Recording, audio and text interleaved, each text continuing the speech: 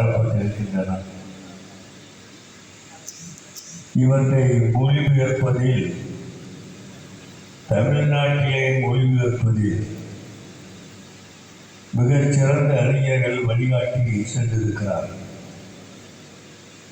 அல்லாமா அப்துல் ஹமீது பாக்கவி, முகமது அப்துல் காதர் மௌலானா போன்ற பெரியவர்கள் குர்ஆனுக்கு மொழிபெயர்ப்பு செய்து மக்களிடத்தில் பரப்பினார். ஹதீஸ் தொகுப்புகளை அந்த காலத்தில் முஸ்லிம் புலவர்கள் தங்களுடைய கவிதைகளின் மூலமாக மக்களுக்கு தெரிவித்து வந்த காலம்.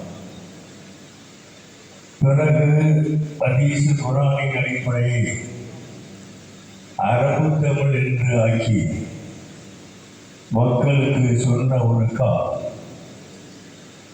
பிறகு குர்ஆனை போலவே ஹதீஸ்களையும் மொழிபெயர்க்கக்கூடிய ஒரு கலையை தமிழகத்தில் மிக சிறப்பாக ஆலிம் பெருமக்கள் தொடர்ந்து நடத்தி கொண்டு இந்த விழாவான ஏற்பாடு இன்று செய்திருக்கிறார். இந்த நூல் 6வது பகுதி முஸ்னத் அஹ்மத். இந்த நூலை படிக்கிறவர்கள் தனிப்பட்ட முறையிலே தமது குடும்பத்திலும் படித்துக் கொள்ளலாம், பள்ளிவாசல்களுக்கு வாங்கி கொடுத்து அங்கேயும் படிக்க செய்யலாம், நூலகங்களிலே வைத்து, பள்ளி கல்லூரி நூலகங்களிலே வைத்து படிக்குமாறு செய்யலாம்.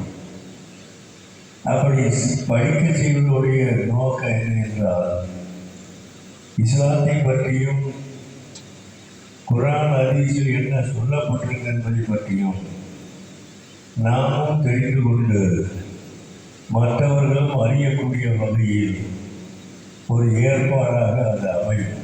அந்த அடிப்படையில் இந்த நூலை எல்லாம் பரப்ப வேண்டிய பொறுப்பு நம் அனைவரும் இருக்கிறது.